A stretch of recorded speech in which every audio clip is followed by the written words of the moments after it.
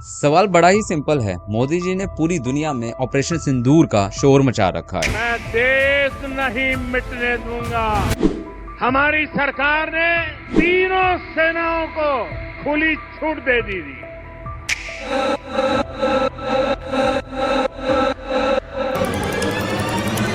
लेकिन क्या बदला पूरा हुआ? हमें सर्जिकल स्ट्राइक दिखाई गई, एयर स्ट्राइक के विजुअल सामने आए। India has launched missile strikes against Pakistan tonight in an apparent response to a deadly terrorist attack in Indian-administered Kashmir 2 weeks ago.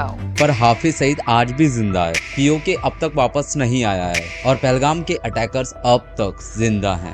Modi ji ने कहा था हम घर में घुसकर मारेंगे और हम सब ने तालियां बजाई थी, पर ग्राउंड रियलिटी कुछ और ही है। आज भी पीओके पर भारत का फिजिकल कंट्रोल अभी भी नहीं है और उधर वर्ल्ड बैंक से लोन लेकर पाकिस्तान वेपन्स की डील कर रहा है। आज मीडिया एक तरफा मोदी जी को राम बनाकर प्रेजेंट कर रही है, पर सवाल यही है क्या असली राम का काम हुआ? वहीं अगर मोदी की टक्कर में अगर कोई नेता आज भारत में है तो वो सिर्फ एक ही है, योगी आदित्यनाथ।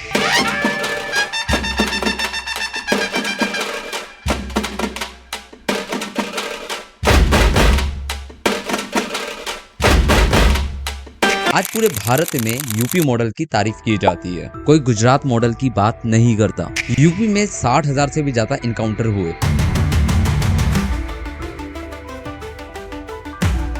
मुख्तार, अतीक और आजम खान जैसे लोग क्रिमिनल अब जेल में हैं या तो फिर ऊपर पहुंच चुके हैं। इलाहाबाद जैसा महानगर जहां हमारा हाई कोर्ट है, न्यायालय है, माननीय न्यायालय है, और वहां पर इस तरीके से शूटिंग हो रही हो, दिन दहाड़े गोलियां चल रही हो, बम चल रहे हो, धुआं उड़ते हुए देख रहे हो, और मुख्य जो गवाह है उसकी हत्या हो जाए।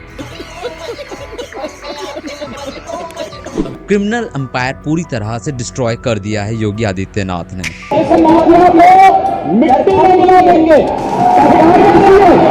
पूरे देश का सबसे बड़ा एक्सप्रेस वे नेटवर्क यूपी के अंदर है। Ganga express way, defence corridor time पर डिलीवर किए गए हैं। लॉ एंड ऑर्डर भी यूपी में नंबर 1 पर है। वहीं इजराइल के पीएम नेतन्याहू गाजा में घुसकर दुश्मनों का काम तमाम किया।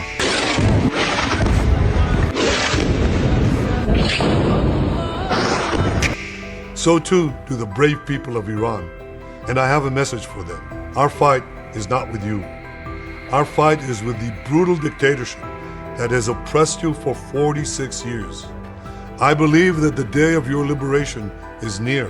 यहाँ तक ईरान में घुसकर उसके न्यूक्लियर साइट पर भी अटैक किया और उसे डिस्ट्रॉय कर दिया। नेतन्याहू अपने नागरिकों की सुरक्षा के लिए किसी भी कीमत जा सकते हैं। इजराइल सिर्फ बोलता नहीं है, करके दिखाता है। वहीं हमारा देश आज एक इमोशनल वेव में जी रहा है और वहीं हमारा पड़ोसी देश पाकिस्तान हर हफ्ते कोई ना कोई आतंकवादी एक्टिविटी करके हमें कोई ना कोई थ्रेट देता रहता है। क्या सर्जिकल स्ट्राइक से हमारा बदला पूरा हो गया और क्या हमने हाफिज सईद जैसे आतंकवादी को जमीन के 2 गज नीचे पहुंचा दिया? देखिए दोस्तों, मोदी जी ने कुछ अच्छे काम तो किए हैं, लेकिन अब टाइम आ गया है कि मोदी जी की जगह अब हमें एक ऐसा अटैकिंग पीएम चाहिए जो कि सिर्फ बोले नहीं करके भी दिखाए।